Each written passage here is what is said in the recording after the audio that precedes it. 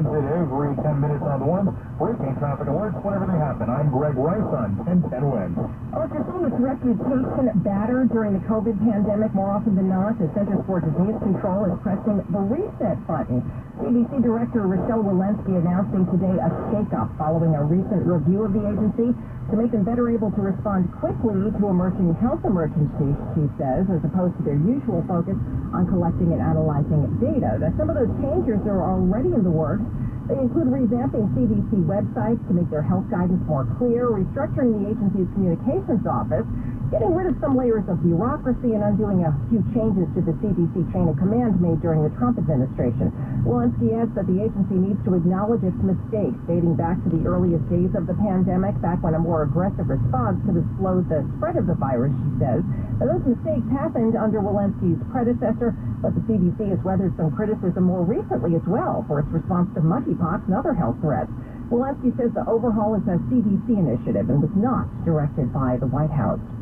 The families of survivors started it all to honor those lost on 9/11. But now, as we told you yesterday, the 9/11 Tribute Museum has run its course. Stephen Kern was giving the last tour before the Tribute Center closes its doors. He's been informing visitors since 2010. And they all say the same thing, how much it meant to them to have a tour that's not just factual, but also experiential. Kern escaped the North Tower from the 62nd floor, and he is a survivor of the 1993 bombing. Visitors like Simona from Italy wanted to be here. Yeah, I know the story, but maybe not the real story. The fall off of visitors and funding made it tough going. Exhibits will go to the State Museum in Albany with coordinating materials online. Julia Papa's 1010 Wins in Lower Manhattan. Wins News Time 244. The NYPD has released security camera video of some of the suspects who allegedly broke into a Flushing body shop in the middle of the night last month and swiped 5 cars. Investigators say 5 people got into a window at Essential Auto Care on 73rd Place, then got their hands on several sets of keys inside and just drove off with the vehicles, and happened on July 31st. Authorities have already recovered 4 of the cars and arrested someone who was inside one of them when it was found. A gray 2018 BMW 5 Series is still missing, though. You can see that video footage at 1010wins.com. Police looking to make an arrest after a vicious attack outside a Bronx eatery last week. I'm here at the Fuego Típico Diner, usually open most of the day. It's shut down now here in the middle of the day. Grand Concourse, East 188th Street, following Friday night's altercation at 10:45, where a 52-year-old man had just left the restaurant. The man was then followed by another guy who stopped to put on gloves first before he bashed the man in the face, sending the victim flying to the pavement. And that impact was so bad it left him with a fractured skull and bleeding on the brain, where he's in critical but stable condition at Jacoby all these days later. And the NYPD says there was no prior altercation or even any words between the 2 men before this happened. Glenn Schuck, 1010 Wins in Fordham Heights.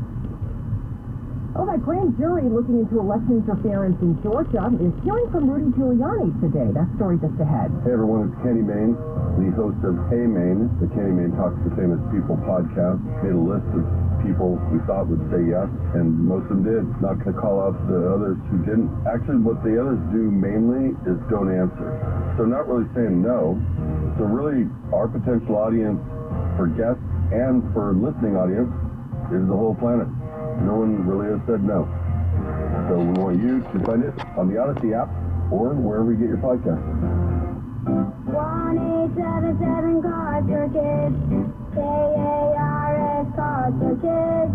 Donate your car today at carsforkids.org. That's cars with a K. Your car, running or not, can be picked up as soon as the next day. You'll get a maximum tax deduction and a vacation voucher. 1-877 Cars for Kids. Donate your car today. Now accepting donations of land, homes, buildings, or any kind of real estate. If this were a Reese's TV ad, you'd be staring at a Reese's peanut butter cup. And sure, my voice is peanut buttery smooth, but still, you need to see the peanut butter cups, right? No? I can really just say Reese's and you'll go get some? Okay. Reese's. Reese's. Reese's. Really working, actually. Reese's. Reese's. I'm on to something. Reese's. Reese's. Reese's. Reese's. Meet Ruth, the amazing